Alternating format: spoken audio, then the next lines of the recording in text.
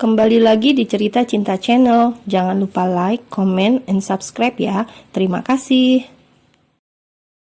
Thanks An untuk hari ini. Oke, bye. Kuharap urusan kita sudah selesai. Anna turun dari mobil dan berjalan memasuki rumahnya. Zidane baru saja akan melajukan mobilnya kembali. Namun urung demi melihat ponsel Anna tertinggal di jok. Wah, punya Anna, pasti dicariin nih. Sejurus kemudian, Zidane turun dari mobilnya dan berniat mengembalikan ponsel tersebut. Assalamualaikum. Hening. Zidane setengah masuk ke dalam rumah yang tampak lengah. Setelah mengetuk pintu utama tidak ada jawaban, Zidane langsung menyelonong masuk ke dalam. Halo, Anna. Tidak ada jawaban. Zidane pun semakin masuk ke dalam. Sekilas sudut matanya menangkap pintu kamar yang sedikit terbuka. Mungkin itu kamar Anna, pikirnya. Zidane seperti terhipnotis. Anak itu melangkahkan kakinya ke sana. Panggilnya sekali lagi. Ia melongok sedikit ke dalam kamar dengan posisi badan di ambang pintu. Hening. Lalu ia pun masuk ke kamar. Kosong. Namun terdengar suara gemericik air di dalam kamar mandi. Zidane tidak langsung pergi.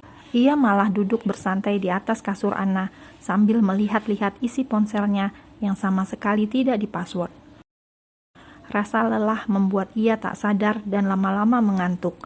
Tidak sengaja, Zidane membaringkan tubuhnya di atas ranjang gadis itu.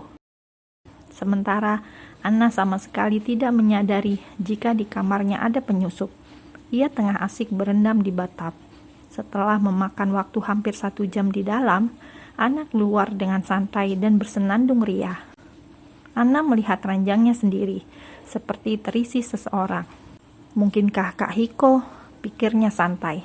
Namun ia harus memeriksanya sekali lagi.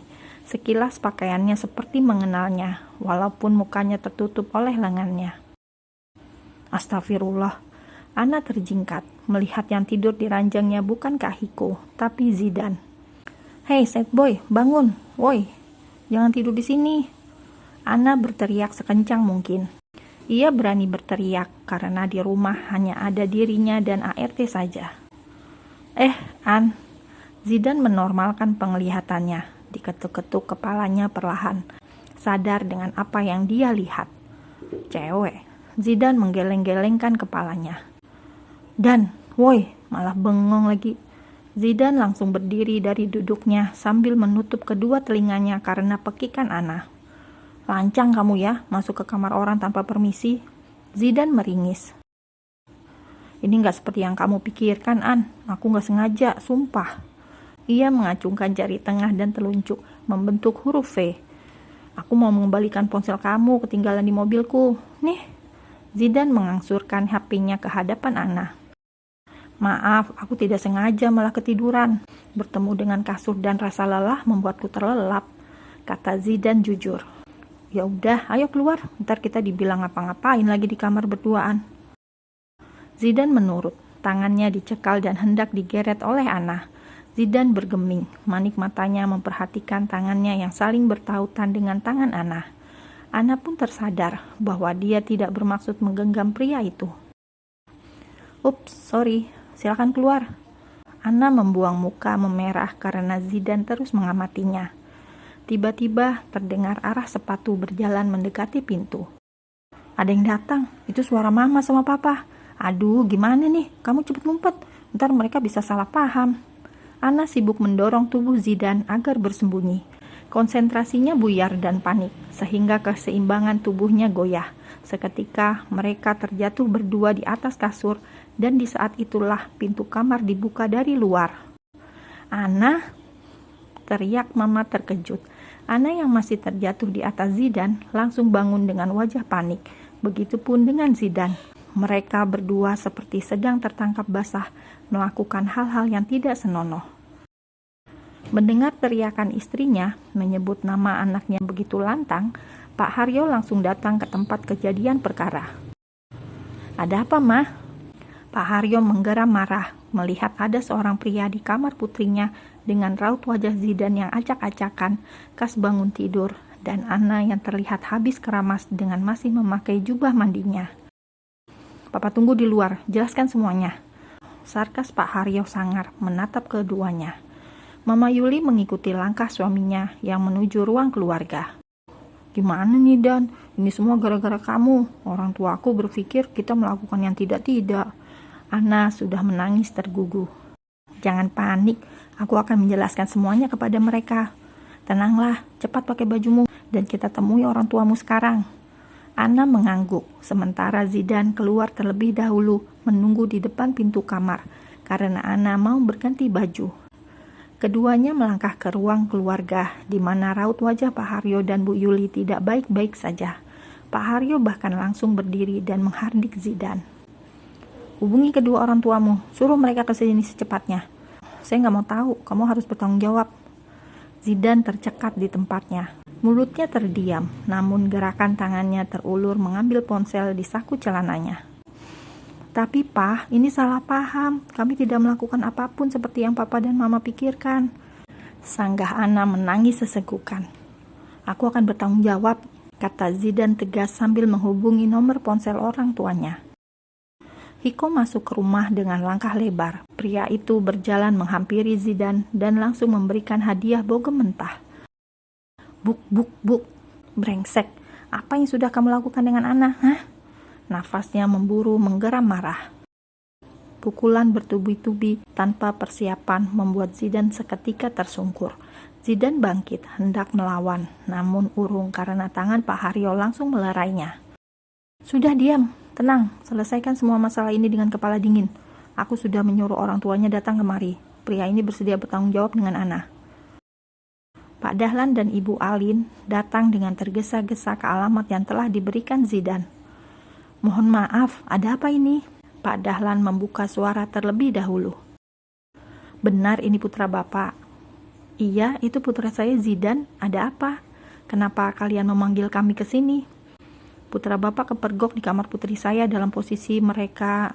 Tidak usah dijelaskan. Saya yakin kalian tahu maksud pembicaraan saya.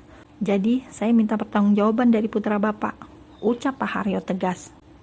"Dan, kami tahu kalian pacaran, tapi kami selaku orang tua tidak pernah mengajarkan yang tidak sopan, apalagi sampai melanggar norma agama." Pak Dahlan sangat terkejut mendengar penuturan Pak Haryo. Zidan hanya diam saja, mendengarkan semua perkataan ayahnya yang sama halnya dengan ayah Anna. Dan semua orang yang ada di sini pasti tidak percaya, sekalipun Zidan mencoba menjelaskan kejadian yang sebenarnya, mengingat posisi kami yang sangat intim pas mamanya Anna memergokinya. "Zidan akan tanggung jawab, Pak, Mah, Om, Tante. Zidan akan menikahi Anna," kata Zidan serius. Anna menggeleng lemah, semakin mengencangkan isak tangisnya. Dia tidak percaya Zidan akan berkata seperti itu. Bagaimana mungkin kita menikah tanpa ada rasa cinta di antara keduanya? Bu Alin langsung memeluk Anna. Melihat gadis itu menangis, Bu Alin sungguh tidak tega dan merasa sangat bersalah telah gagal mendidik putranya.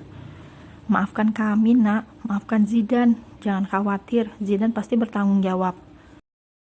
Bukan menikah yang Anna mau. Anna menangis karena kedua orang tuanya belum pernah semarah ini. Dia juga memikirkan nasibnya kelak, menikah di usia muda dan masih kuliah. Apalagi dengan orang yang tidak mencintainya, dan parahnya lagi, pria itu cinta mati dengan sahabatnya sendiri. "Tante, tolong Tante percaya sama Anna. Anna tidak pernah melakukan hal buruk itu. Ini salah paham, Tante."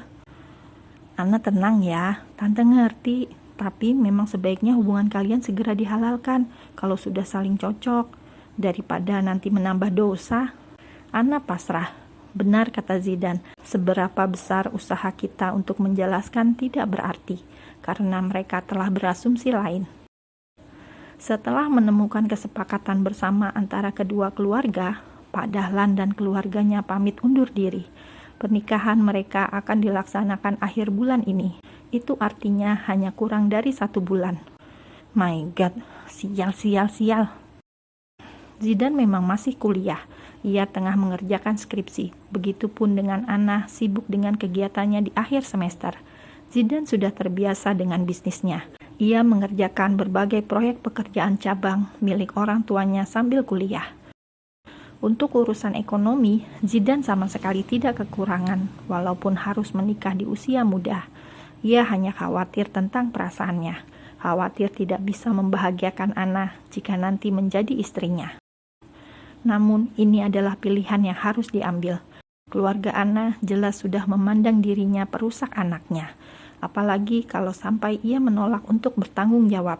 Zidane yakin orang tua Anna tidak akan tinggal diam. Anna memukul-mukul boneka teddy bear segede manusia dewasa di kamarnya. Ia melampiaskan kekesalannya seakan-akan itu Zidane. Dipukul, ditinju, sampai Anna merasa lelah. Sejenak kemudian terdiam dan mengacak rambutnya frustasi. Sial. Buk.